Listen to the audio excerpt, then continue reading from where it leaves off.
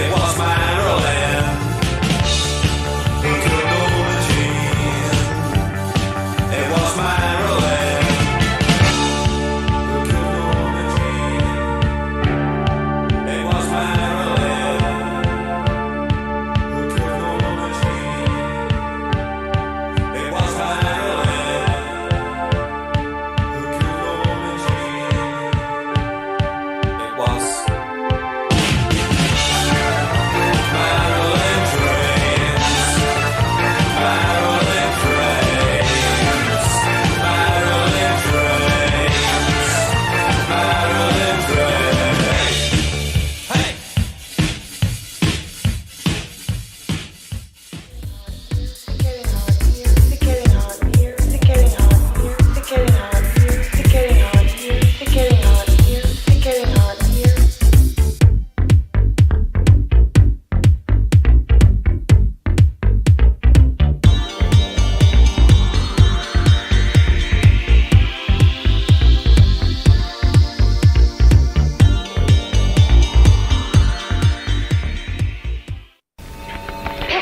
I'm not going back there. Look, Beth, the only way we can get this thing over with is to burn the body.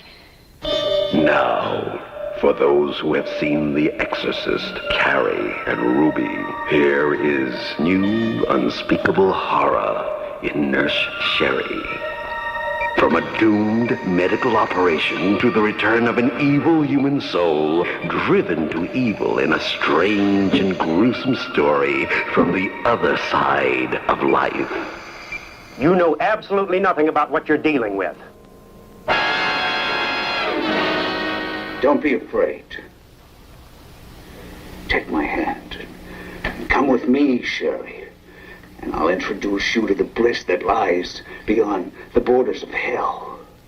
Living, breathing terror chills your flowing blood and shocks your nervous system cold in Nurse Sherry. It's the year's most frightening journey into the hidden world of the supernatural. And it soon becomes a nightmare of living hell and torment.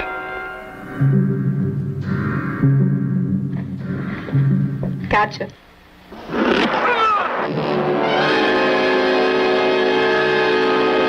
If we were in the 17th century, I'd be inclined to diagnose her symptoms as a classical case of possession. Don't touch me! Stay where you are. Don't interfere with things you know nothing about. Your powers are finite. Mine are limitless. Meet Nurse Sherry and travel into the hidden corridors of a twisted mind to the very core of her tormented soul. It's more bizarre, more terrifying than your most frightening fears. Nurse Sherry. Don't miss Nurse Sherry for an evening of pleasure and terror. Nurse Sherry in color, rated R for adults. Under 17, not admitted without parent. From Independent International. Any children out there, we don't invite you to watch this second feature because it's only for adults, like the commercial said. It's filled with terror and horror. My comment that I've been wanting to make is, why did they bring? I get The Exorcist and I get Carrie, but like Ruby, like it doesn't. It seem like that takes it down a little bit. I like Ruby, but it doesn't seem like it's not in the same echelon as this. But it was recent. Yeah, I guess it was contemporary, so they were like, okay, like you've seen Beyond the Door, now go beyond Nurse Sherry. It's funny though, because Ruby is not as enduring a classic as the other two, so it's like one of these things does not belong. Yeah, yeah, it's wild. But I do like Ruby, but it's just there are levels. No, I've only seen Ruby once, and isn't there like some really stupid thing like where it's supposed to take place in like 1963, but they show a movie from 1967 or something, or yeah. I think it takes place in the 50s. Yeah. Okay, and they're showing what, like The Blob or something, or I don't remember. They're showing some movie that's like wasn't even made yet. There was a lot about Ruby that didn't quite gel. No. But we're here to talk about Nurse Sherry. But well, first, the House of Psychotic Women. Yeah. I think everybody can agree the soundtrack's amazing. The game show library, like David pointed out. When he's climbing that mountain, he's climbing that mountain, no cover, still gets shot. And like Nashy's such a man, he gets shot in the heart, lives, then steps in a bear trap, lives, gets shot like 6 more times, and then it goes crazy. And just goes wild. Yeah. You would try and put as many trees between yourself and the people shooting at you, I would think. But he just walked right out in the open. Yeah, he's like, and that's how you protest your innocence. You shoot at cops. That's how you say, I didn't have anything to do with this. But right, that the inspector that figured all this out, he's the best Shallow cop ever. Like he put it together. Like it wasn't like he like, here's how bullshit science works. And then the doctor was just like, I killed her. Like, and he just like gave up that quickly. He was like, okay, yeah. He cracked way too early. I think it's because you had that letter though that the nurse had written the doctor that said like, you've already tried to kill me once or something. And yeah. And then he's like, let me show you my wacky room with a girl with maggots in her eyes. Oh, they're talking smack about Bill's man. I know. His forearms are too hairy, Bill. That's what Becca said. She did. Becca did say that. I remember when I would watch House of Psychotic Women, I always remember being kind of annoyed that like Paul Naschy wasn't hotter. Yeah. Like I think as with age, I've learned to appreciate Paul Naschy, but when I was like a hormonal like adolescent, if it was like, if you're not John Saxon, get the fuck out of here. Yeah. I thought Paul Naschy was super hot. Personally, I would have taken him over John Saxon any day. Well, we're never going to fight over men. So that's right. You guys can be friends then. That's good. Right. We can still try and sabotage one another though, like friends too. Yeah. Yeah, it's like, I don't want what you have. I just don't want you to have it. That's the difference between envy and jealousy. Jealousy is when you want something for yourself, and envy is when you just don't want someone else to have something. Daryl said he thinks that Naschy is the Spanish William Shatner. I commented his fight style is very Shatner-like. It's like a lot of rolling, throwing, flying kicks. It's like, it's not like a punch kick style. Yeah, and I agree with Jenny. Yeah, that's a good the brightest colored outfits. Absolutely. There was some outfits in this movie. Okay, they had some clothes going. It was that house too. Was Becca was like, the decoration in this house is horrible. Like every room is ill decorated as possible. And like you said, what they tore it down right after it was over. Yeah, that's like the director said in like an interview or something that they said, "Hey, where's that house from the movie?" And he's like, "Oh, they tore that down." What other Paul Naschy movies have we shown before? We showed Vengeance of the Zombies a couple weeks ago. We did too. Werewolf versus the Vampire Women. What was the other one we showed a couple weeks ago? Well, Vengeance of the Zombies was just one of them. What was the second one? It was Count Dracula's Great Love. Yeah, that's the other one. We've also done. You said Werewolf versus the Vampire. I know there was something else too. If only I had a list of all the movies we've shown, Bill, that I could look up. Allow me.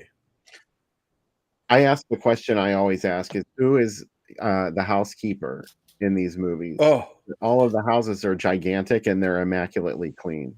Just that white room with all the dolls in it. That carpet is so clean. Like, how did they do that? What kind of did they have a Dyson, an early Dyson? Well, I guess he just never went down there. Yeah. And the body, his daughter's body, was impeccably preserved except for the eyes, which had little maggots crawling in them and stuff.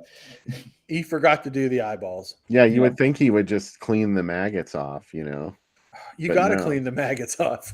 Or why would if she's embalmed or preserved or whatever, then the maggots would have no reason to be there. Yeah. Well, maybe they were eating eyes that he had tried to put in there before. Like the rejected I like eyes. Yes. I like where you're putting this together. I think it's funny that it was like he wanted these blonde women to be killed so that he could get their eyeballs. And he didn't just hypnotize her to kill them. He exploited some sort of like anger that she had at a woman who stole her husband. So it was like, he didn't just hypnotize her to kill people. He hypnotized her to give her a motive. Like, Yeah. He was like, well, I don't want you to kill people unless you can justify it to yourself. So here, you could do it because you're mad at the woman who stole your husband. Like, there was absolutely no reason to work in that angle except that, like, she wouldn't have killed people good enough if she didn't have her heart in it, I guess. It was for his ego. He's like, look what I can do. I ring this bell and these guinea pigs do stuff. I get this watch. I like that the guy who got his crotch sprayed, that one guy, he got hypnotized by the cop in seconds. The cop's like, here's a pocket watch. Oh, yeah. You know who should have showed up at the end was the waitress. Oh, yeah. Caroline from the restaurant. Like, I'd love her come back and like, wow, I guess I won't be serving him any more cheese sandwiches. If this had been made for TV, that would have been Roz Kelly. Oh, instead it was Javier Bardem's mom, right? Yeah. Bill, we showed Werewolf versus the Vampire Women as another Nashi that we showed. I'm halfway through the list right now. I'll continually update as we get more Nashi movies we've watched. As I'm going through this, man, we've shown this is episode 189. Can you believe it? I know, it's of crazy. This show.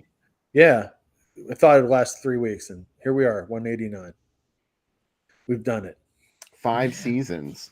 5 seasons. Yeah, it's been really long. Because I remember when I first started watching you guys, I still smoked cigarettes, and it's coming up on 4 years now that I've been quit. Wow. You've been on for a long time. Yeah. Assignment Terror. That's another one we did, Bill. Thank you. I knew there was one more, and it was one of those Monster Rally films. Yeah. Mike, you've been there since the very first episode, or was it episode number 2 that you jumped on? Because you saw a promo.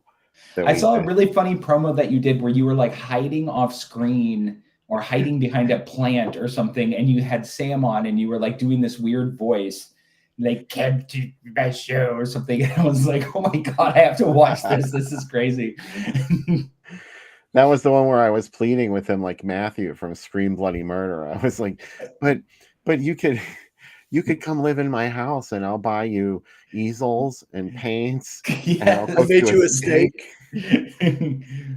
Yeah, that's not the first time that Bill has talked to me like that and done that voice.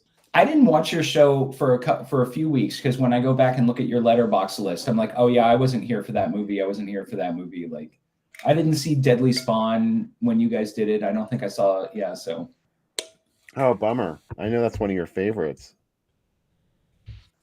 I mean, not like you couldn't watch it whenever you want. Right. Indulge me. Deadly Spawn. I know how much you love it, Bill.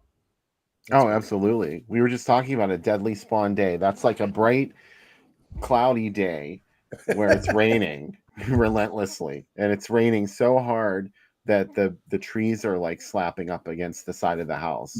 Mm. And Bill and I, we both have a remarkably similar stories. Like, I discovered that movie on VHS and rented it so many times that they ended up selling it to me because they were like, you're the only person who's watching this movie over and over. They were playing it on the TV in the video store. I miss the 80s. Like, I walk into a video store and the first thing I see is where the monster's like chasing him down the hallway and it breaks open the door and eats that girl's head. Yeah. And I was like, can I rent that? I think the first time I saw Deadly Spawn was on TV. It was on TV in 1983 or 84. It was like right around the time it was in theaters. Continental Video had this brief moment where they were providing films for syndication to TV, and like Manhattan Baby showed, and believe it or not, that was on TV.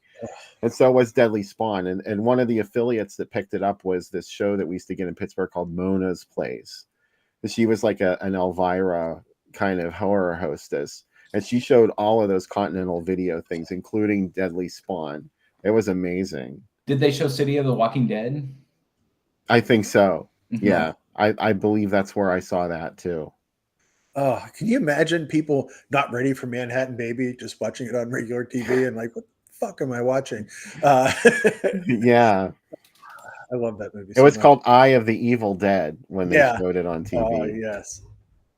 My dream double feature is Manhattan Baby and the Mummy's theme park, because that'll be the one people like, nope, that's it. I'm done. Never watching it again. David said he watched the wrong Scream Bloody Murder. Well, which one? Because we've done both of them on the show. Yeah. The one with the hook for a hand or the mannequin one? I like the hook for a hand one, though. That was a great Mark B. Ray. first pick, was that. Yeah. Spookies, I think, was one of our first. Spookies and Blood and Lace. Yeah. And then the one, Scream Bloody Murder and something else. Well, hold on. I have that list. I shared the list in the chat, too.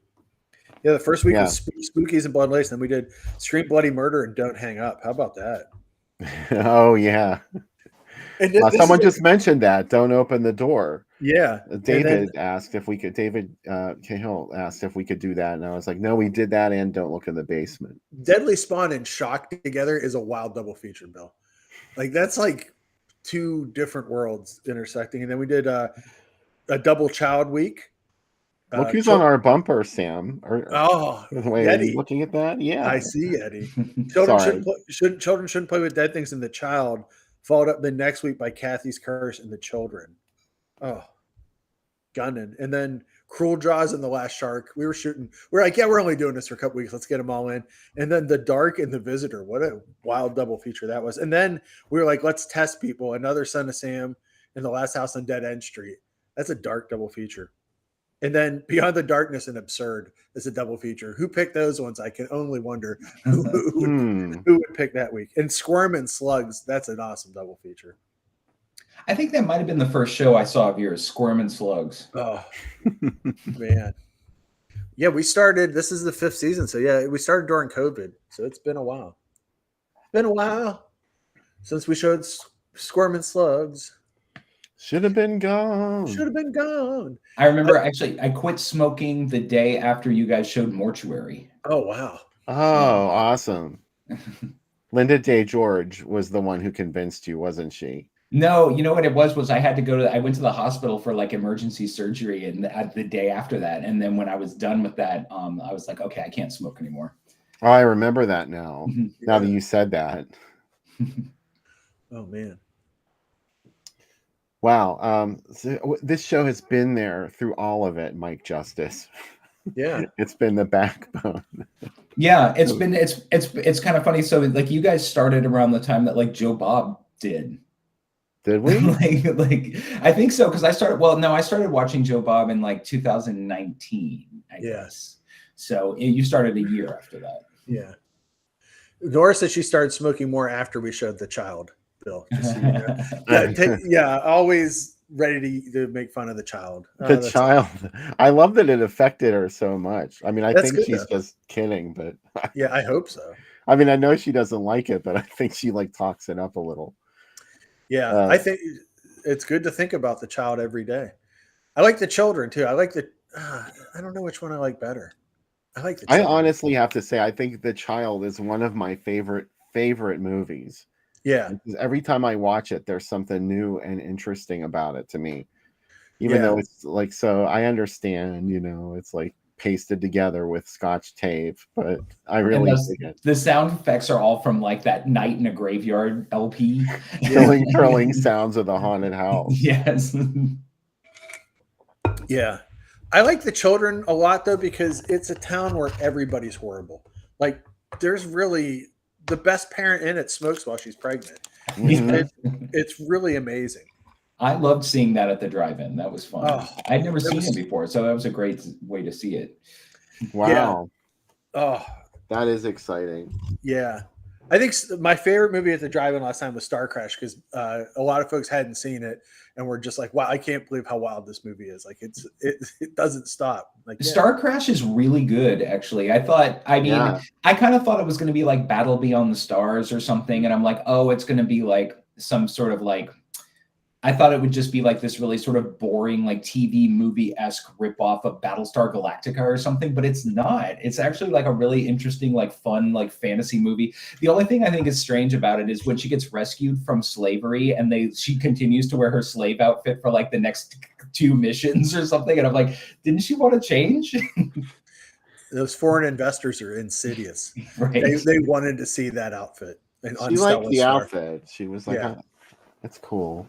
I like that when she was on the snow planet, she just lays there in that outfit. She's like, it's fine. We'll just lay here and I'll be warmed by the robot. Oh, yeah, because she has like some science where she's like, yeah, we can freeze ourselves so that they can bring us back to life or something. It's like Cartman's plan to get the GameCube when he froze himself in a mountain and ended up freezing himself like Buck Rogers. And he was in the future.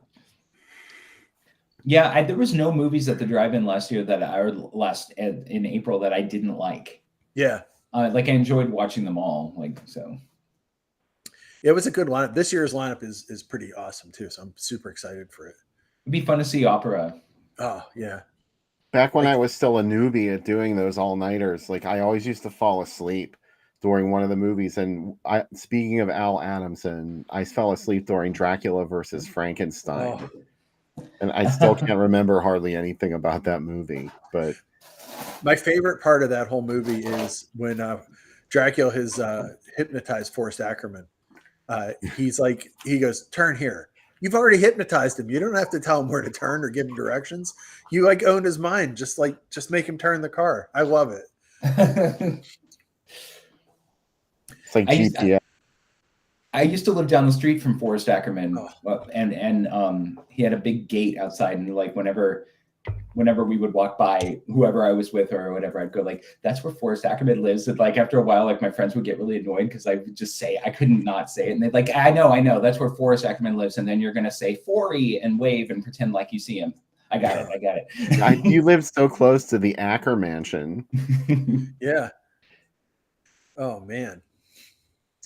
It's like I live close to John Russo, and I could be like, "Oh, that's where he lives." I could wave to him as I drive by. Bill and I went to go see Tom Savini's house when I came to Pittsburgh, and that was freaking awesome because it was exactly like it was just this dinky little unassuming like row house, but it was done up like a haunted house, and there's a big skeleton outside, and on the corner was a big mural of Fluffy from Creepshow, and it was like everything from my little like Pittsburgh horror dreams. I didn't know where that mural was, and then when we found it, I was like, "Oh, they painted it right around the corner from his freaking house." Yeah, no, that was perfect. That was like my programmed, like if I wanted my total recall, like implant a memory in my head, that would be like the perfect Portland thing. And it's like, go see Tom Savini's house. Tom Savini's house. Yeah. And then if he comes out, pretend you don't know who he is. Yeah. My brother would always yell to him when he'd see him jogging. He'd be like, "Hey, sex machine," and he'd go, "Thumbs up." And keep running. Because that's the only movie my brother knew him from. My brother doesn't like horror movies, so that's funny that is the only movie he knows Tom Savini from. Isn't he never saw Effects? No. Why would he see Effects? He likes I can't think of it. He used to really like horror when he was young, and now he just doesn't like it. He was bitching me our day. He's like, "God, all those spirit stores are opening up again." I was like, "Yeah, I know, it's awesome." And he's like, "I hate those fucking places." And I was like, "What?" Okay. Yeah, I know. I'm like, okay. I need to go to one early this year because my problem is I always wait until like Halloween or the day before Halloween to look for a costume, and then I go and I'm like, it's so stressful and they're so crowded, and it's like, well, you had all of September to go and you didn't go, and you gotta move. I need to go during the day. Like I need to get off of work so I don't go on a weekend, like going like at 11 a.m. on a Wednesday or something. Bill, Becca's friend Amy we went to a party, I think it was last year or the year before, and she was dressed as Baby Yoda, and all the kids thought she was Shrek. And she was really upset about it. Now they have a Shrek costume at Walmart, and I'm like, I should buy that for her. But that seems really mean, doesn't it? That seems too far. This little kid, every kid, like 3 kids came up and go, "I love your Shrek costume." She's like, "It's a fucking Yoda." And these kids were like 10. She was getting progressively getting more upset at these kids. Yeah. Oh well. Hey, Nurse Sherry and Nurses for Sale. Wow. Yeah, total nurse exploitation. I never think of Nurse Sherry when I think of nurse exploitation. Playboy's Delight with Angels Wild Women too. Wow. It's all Yeah, Al Adamson all over the place. yeah. Nurses for Sale. I just learned about that movie. I've never seen it, but it was originally made in 71, and then Al Adamson bought it and took like a third of the movie out and shot TNA scenes for the rest of it. And then the movie itself didn't make any sense, but I doubt anyone cared. Do you think that Independent International had like a Christmas party every year and they would fly in like Paul Naschy because he was making so much money for him, and they bring him over and it was like, and you could go to like this Christmas party and get drunk and watch like Al Adamson talking to Paul Naschy and like Regina Carroll. Like that'd be so amazing. Yeah, Al Adamson just pretended that he made that movie and didn't want to have anything to do with anyone that actually did make it. That they use Independent International always used Gene Colan, the comic book artist that did Tomb of Dracula, and that's his art in the Nurses for Sale. And he did he did the Dracula and Frankenstein art. He did tons of art pieces for them, and his stuff's like really cool. I'd love to have a poster of that.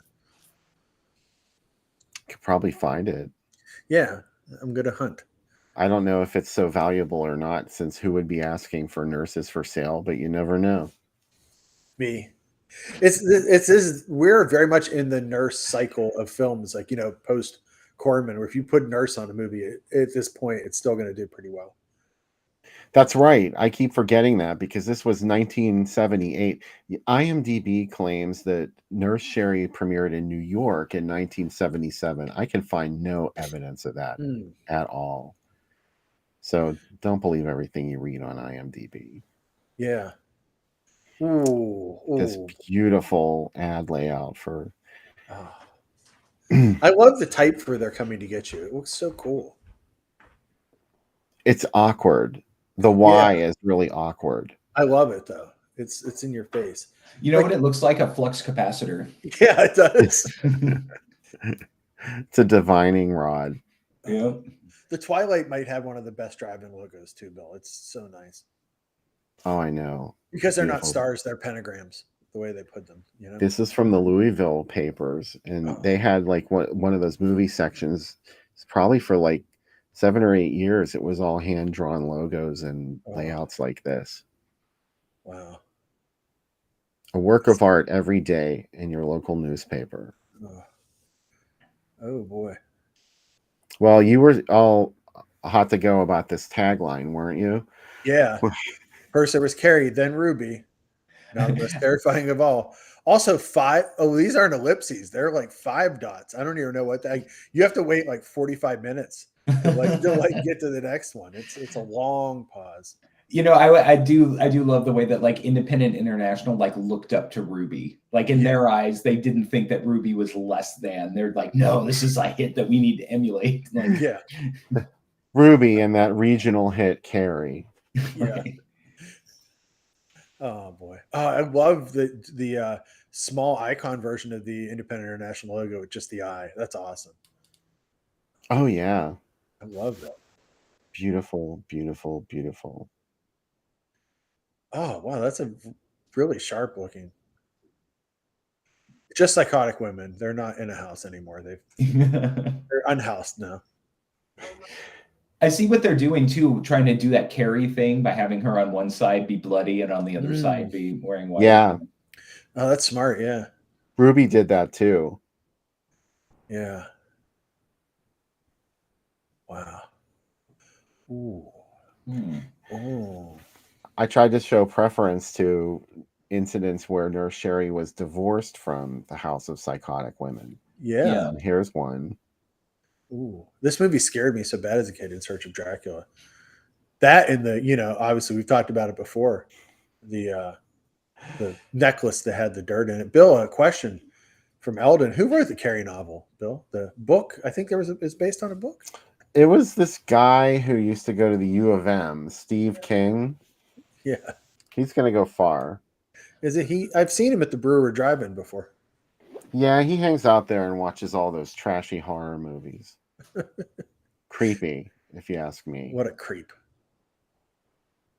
Ooh. Oh, wow. Yeah, this is Wow. sort of like, prime time 79. Nurse Sherry was, and the Psychotic Women were back. And Horror Hospital too. Wow. Mm-hmm. The Computer Killers. Look at Amityville Horror and House That Dripped Blood, and They Came From Within. That is a night at the movies, Bill. Death Ward 13. That was Oh. another title that Hallmark gave Oh. Horror Hospital. Oh, wow. It was like this, title that they used for Don't Look in the Basement and Horror Hospital. It just depended where you saw it, what movie you were going to get.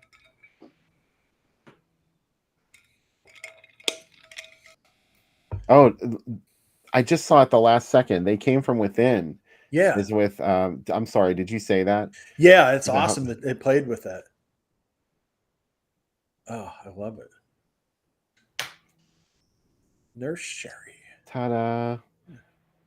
Oh, This was actually, this was actually the earliest that I could find a mention of Nurse Sherry was January of 1978. And it was going to play at the Thunderbird Drive-In, and they teased it with that ad. But this is what actually played that weekend. So Nurse Sherry got bumped, and she didn't show up again until July. I mean, I'm going to say that I would rather see this double feature, Bill. I'm sorry. Well, yeah. I don't know. I don't know. Maybe not. I like them both. Let's not be. It's the second big weekend of Incredible Melting Man, too.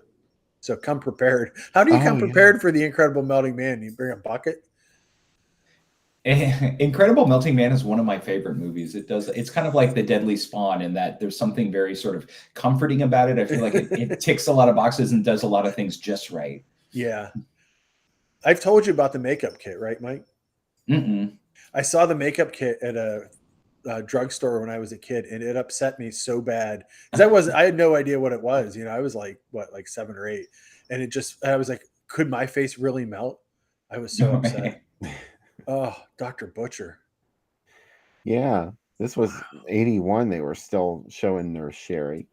This is a whole like haunted horror hospital, the bad side of healthcare night. Oh yeah. Wow. Where was X-ray when they needed it? Exactly. You know what MD stands for, Bill? Medical deviant? Yes, medical deviant. Isn't it amazing that they had a bloodmobile that drove around the streets of New York dripping blood to sell Dr. Butcher MD?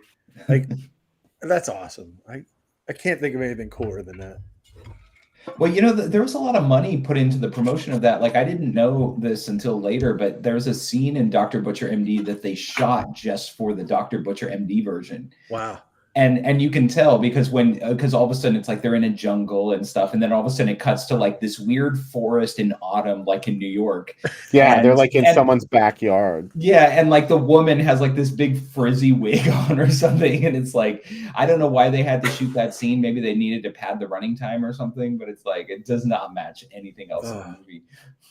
That's the first Blu-ray I bought from Severin. Was Dr. Butcher MD. It's another gore scene. Yeah. Because there's a pit with sticks in it, and they throw people into it.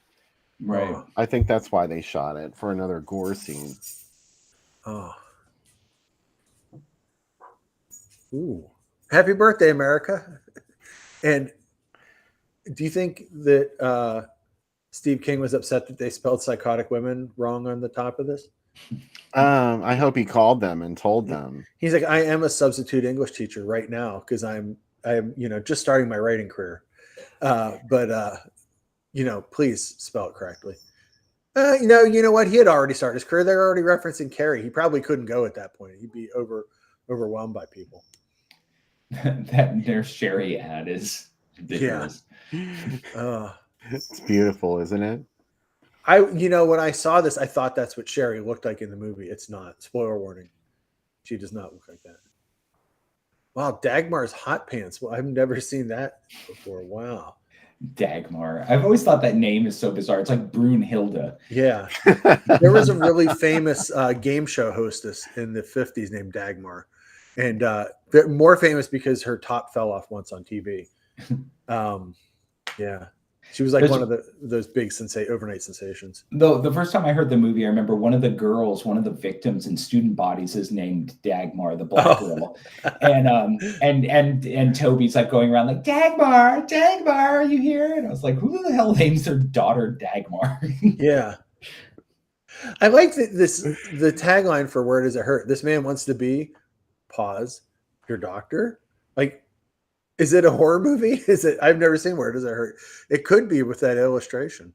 I think it looks like some movie that Peter Sellers made because he had to pay alimony or something. Yeah. Peter Sellers was dirty. Look at him. Yeah. Yeah, Roy Frumkes did shoot the insert footage for Dr. Butcher. There was like some stuff that they shot in a cemetery too, like all that zombie stuff at the beginning. They shot that, I'm pretty sure. Yeah, right. Yeah. And the dummy drop. No, the dummy drop is from Zombie Holocaust. Oh, is it? Yeah, that's right. Jenny said the German immigrants like to name their kid Dagmar. In case you're wondering who does. You know what my favorite thing of that ad was, Bill? It said possession was only the start. What happens next? Sex. Oh, okay. The Pittsburgh ads here. Well, there were two versions of Nurse Sherry, and one had additional nudity in it, and it was more like soft core. I wouldn't put that past Al Adams. I know. It's not like Al Adamson would ever do anything like that.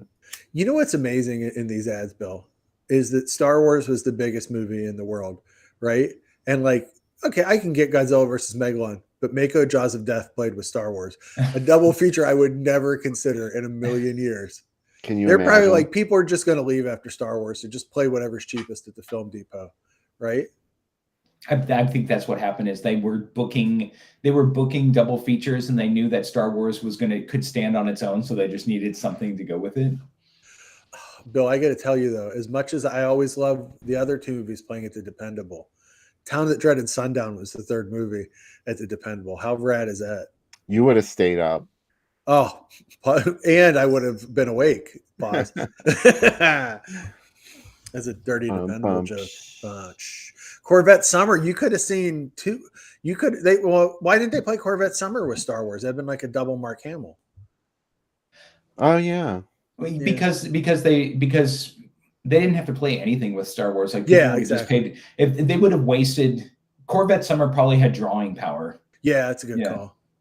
Yeah, I can tell you, I definitely saw Jungle Book, Son of Zorro, and No Deposit, No Return at the drive-in. That's a night that I do remember at the drive-in. Oh, yeah. Oh. Here's the bottom half of that same ad. Convoy and Eat My Dust is awesome, by the way. I love that double feature.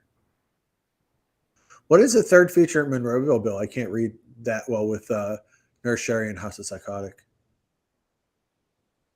Swedish Swingers. Yeah. Oh, wow. I also like the Mount Lebanon played Jennifer Wells, which is Deep Inside Jennifer Wells, and they didn't call it that because they're like, well, we can't call it that. Deep Inside is dirty. Yeah, it's dirty. How dare you, sir? Wow, Fun with Dick and Jane. That would be awesome to see at the drive-in. I love that. I think I did see that at the drive-in. Yeah. Wow. Every time I see this look, Bill, of these, I know you're the same way. I can't tell you how many times I just poured over these and highlighted them with a marker of movies I wanted to see. Yeah. And just kept going back to it, looking at it all week. Wow, a highlighter. I never thought of that. And then you leave it in a conspicuous place. Yeah. An adult was supposed to see it and offer to take you to see House of Psychotic Women and Nurse Sherry. I could imagine asking my parents, can we go see Nurse Sherry? No.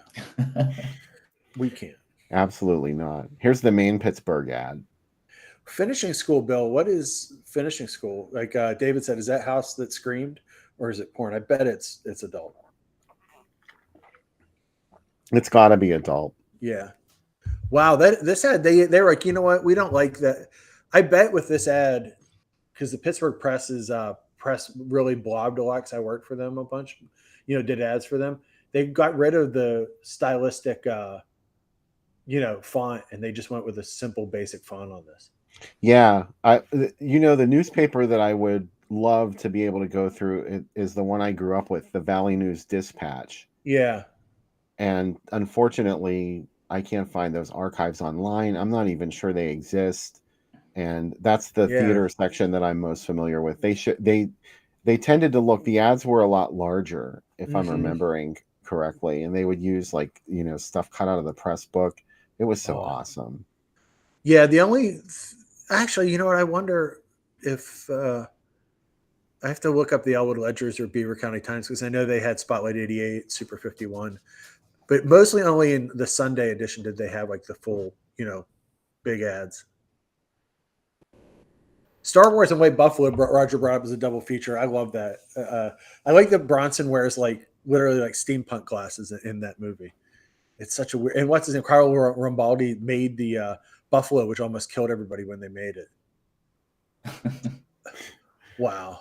Stripes. Yeah, you know, like Nurse Sherry and Stripes, Mike. That is a double feature. That's a big idea to get used to. Nurse Sherry and Stripes. Yeah. Unfortunately, that didn't happen. I love that the Dr. Butcher like poster art is like, what is that? It's like a picture of Salvador Dali that was in Life magazine, and they just took it and like added a little doctor thing to his. I love because he's not like he is one of the most recognizable people ever with his mustache.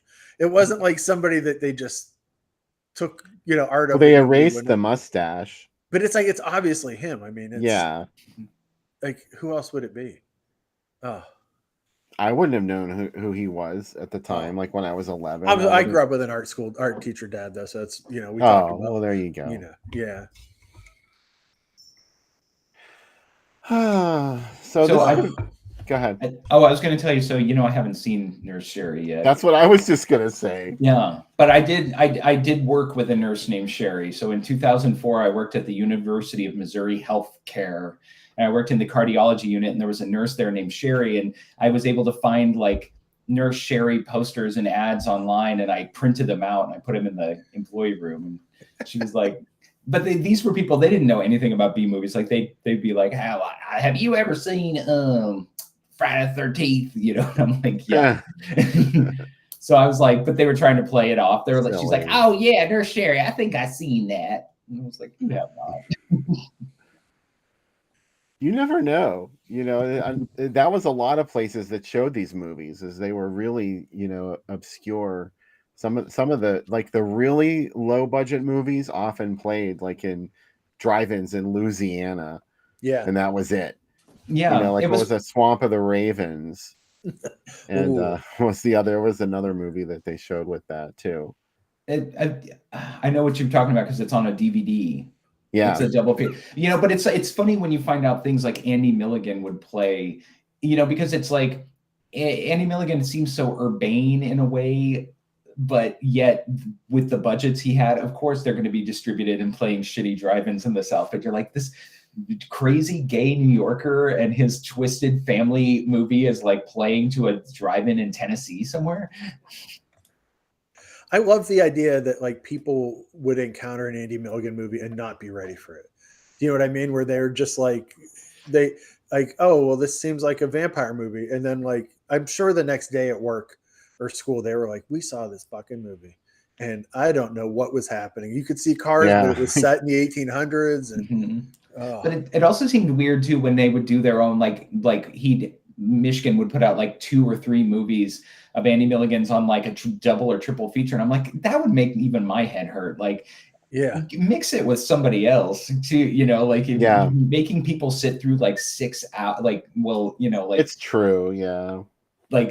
4 hours of Andy Milligan. Like, oh, it's wild. I remember when I talked to, the director of Deathbed when we did an interview, he said, yeah, we actually hunted down Andy Milligan movies. There were a bunch of us that would go find them, and they played Detroit metro area a lot. And he said, when we saw a new one coming, we were so excited about it because they were just so weird and so different than anything else we had seen. And he's like, and that was so cool to find a new one. And I'm like, man, I always wondered, like, were there people that knew, because pre-internet, how would you know that much about them? Yeah. Do you know what I mean? Yeah. I remember I first learned about them from the Michael Wilden Psychotronic Encyclopedia. He knew who Andy Milligan was, and he would review his movies and talk about how they were, it's another Andy Milligan movie. This is terrible. And I was like, oh, I got to see these movies someday. And then I bought Torture Dungeon on VHS, and it was like, the tagline was like filled with moments of titillating nudity and sex. And I think I was like 13 at the time, and I was like, ooh-ha. And I watched it, and I was like, I almost like my puberty was in remission after that movie. Yeah. I'm like, I don't, TMI, like, nothing to jerk off to in this movie. And I don't ever think I'm going to jerk off again. Thank you. I remember seeing a poster in some, you get books out from the library about horror movies, and there was a poster for The Rats Are Coming, The Werewolves Are Here. And it said, don't be excited about this poster. This movie's horrible. And I was like, I got to see this.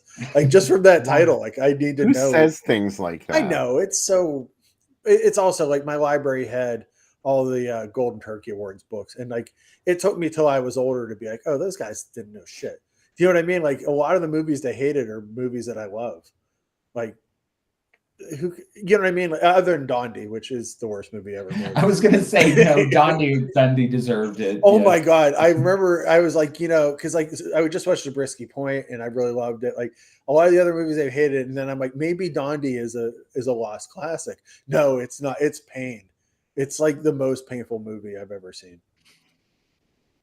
You'll want a child to die in Dondi. Like you'll be like, I hope that he doesn't make it, and that's harsh. Well, and it also must have been.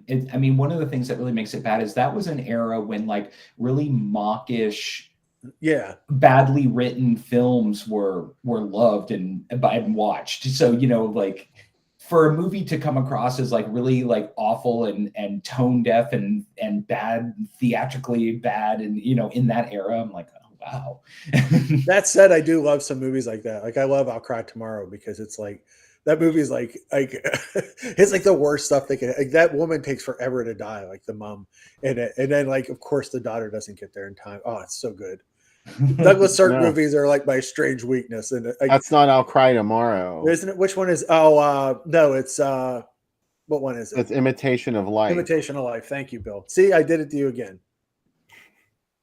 Imitation of Life is funny though, because like Lana Turner's like at the beginning of the movie, she's supposed to be like 30 or something. Yeah. And like it's just her sort of playing like young. She's like, I've been walking up and down Broadway all day trying to get a job. And I'm like, aren't you? Wow.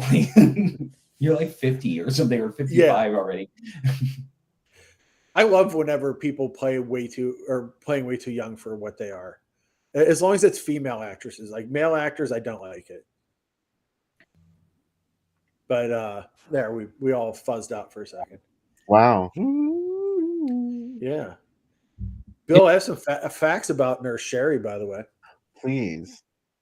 It was inspired by an actual cult, the Circle of Friends, which was run by George Jursek,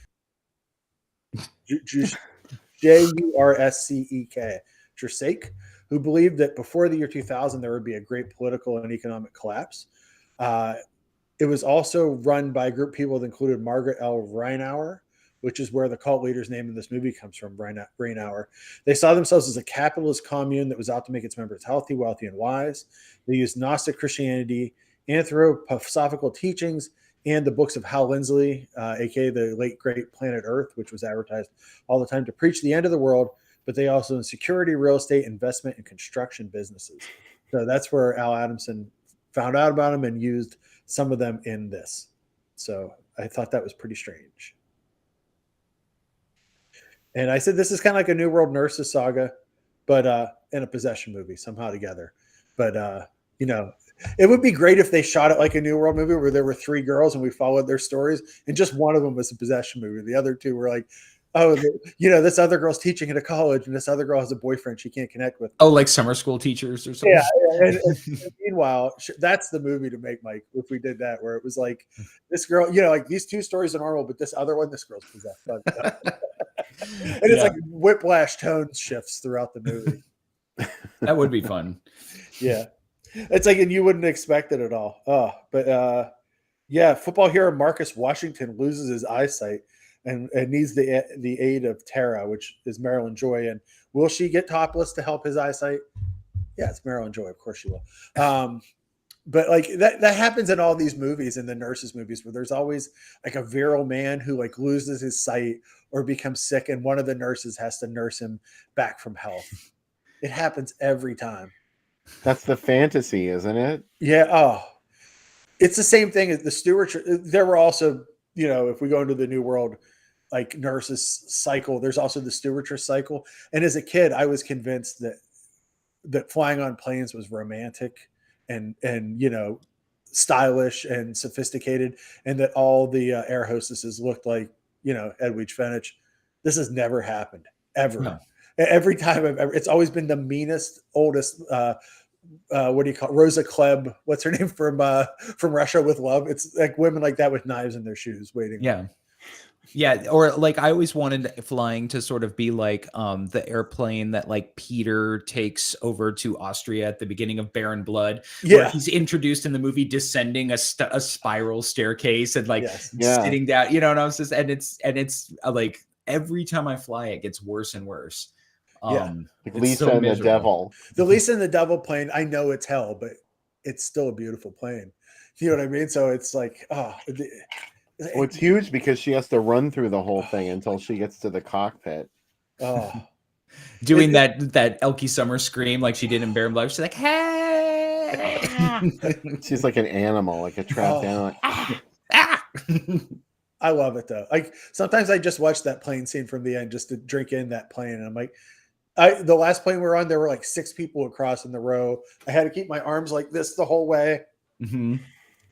Oh, when I flew back from Pittsburgh, like they didn't have TVs on our flight, so we had to like watch our phones. So I was just sitting there watching like horrible bosses on my phone while like these like scrunched up in the middle seat. It was murder. Oh no. I had one business flight where I got on and the lady next to me said, well, I should have known I'd be next to a fat person. And I was like, oh, okay. Nice. Yeah. And then when we got off the plane, she said, could you help me with my bag? And I'm like, no, I'm too fat to get your bag. Yeah. Did you say that to her? Yeah, I did. Good. Yeah. Sorry. And then I got her bag anyway, because I'm like, oh, she's really mean. That's awesome. You old ladies are rad. Yeah. You know me, I'm a sucker. Hey, let's do the drink segment. Yeah. And this will be backwards, so this will be for the last movie. Oh yeah. Yeah, so anyway. Well, we'll still do it. Yeah, let's do it.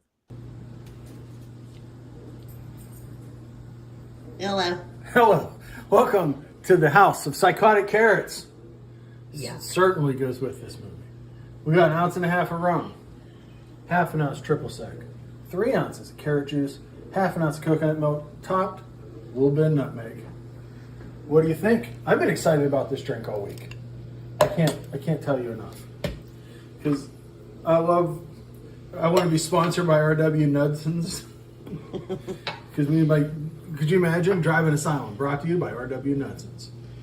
Are we tagging them on this video? Say, whenever I'm making alcoholic drinks, I always choose R.W. Nudson's, nothing but the finest.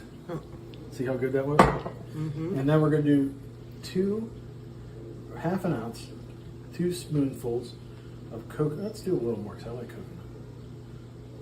Some coconut milk, and then we're going to shake that all up. This goes with the Spanish Giallo, right? A lot of people are like, is Spanish Giallo yellow? No, it's orange. And that's what the typical drink is. It's not J&B. It's orange carrot juice with rum in it. See how delicate that was? Were you impressed? Probably give that a little stir because it's clumpy. That's the story of my life. He's a little clumpy. Okay, clump. All right. Well, Pazuzu, let's see what it's like. I've been waiting all week for this. Yeah, that's exactly what I was hoping. It's an intriguing taste that I think you should try. Pazuzu. Cheers. Cheers. Who is drinking the carrot juice cocktail? I bet not many people. I bet a lot of people said, the fuck is that? But you know what? If you are, let me know if you're drinking carrot juice with rum in it, because it's wild tasting. So you can kind of tell how tired we were from working on the basement in that video too. We're both like kind of knocked out. We had just been in the basement since like 8 a.m. But it's all wired, everything's done. Now we're going to start painting. And I was shot down for my idea, Bill. I wanted to paint the ceiling black and then make it look like stars and make the downstairs look like a drive-in. My wife said, "That's stupid." So it's just going to be white. That's going to be a bitch if you ever want to sell the house. Yeah, I know. Though I guess before the last people were here, someone had painted like a golf course on the wall, like a picture of a golf course on like the living room wall. So,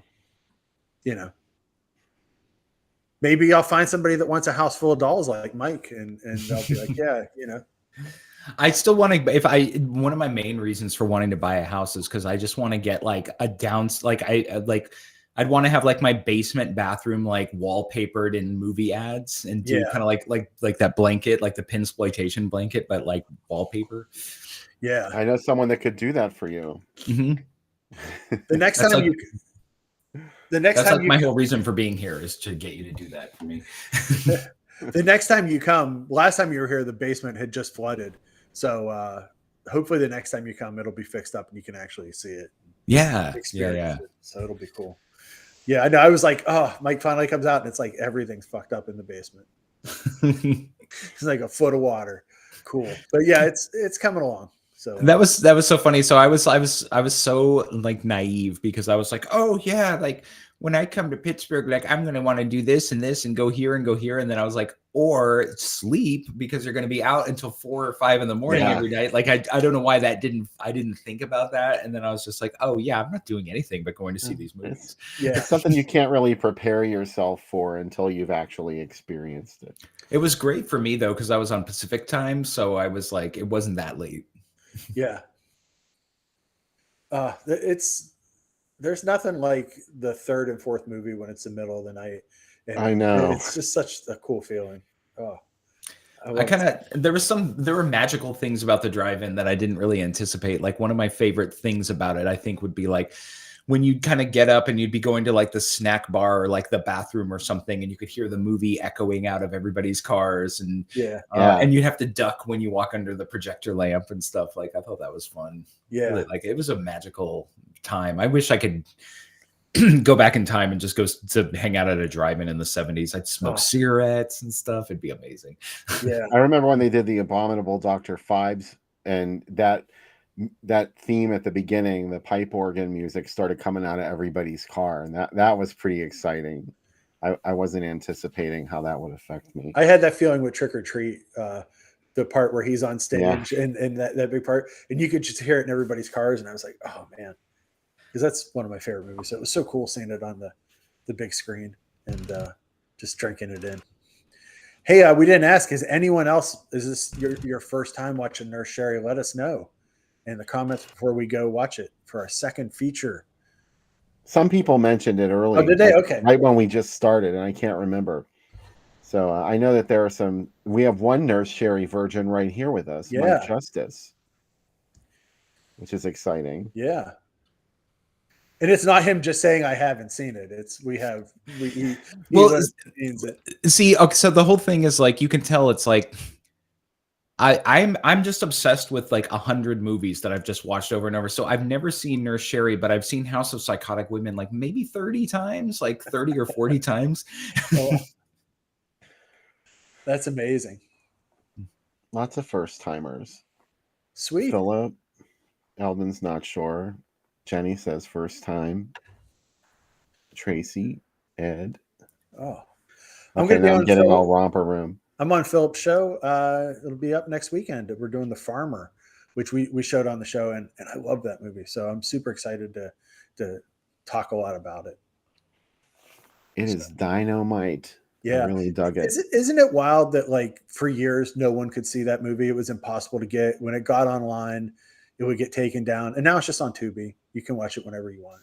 Like it's such a what a world. I feel that way about Lisa and the Devil. Yeah. Like for years and years and years, it was like up for like there were rumors and there were people theorizing like, well, if you could get like House of the Exorcism and you cut out all the new parts, like there's Lisa and the devil. I wonder what they, and like now you can just watch it. Either way. Bill, Philip said if you want to join us, you can on Thursday. Oh, right on. Maybe I will. Yeah. That would be awesome. Fama. The Fama. Oh, is Philip the Quentin Tarantino? Making Tarantino. Yeah.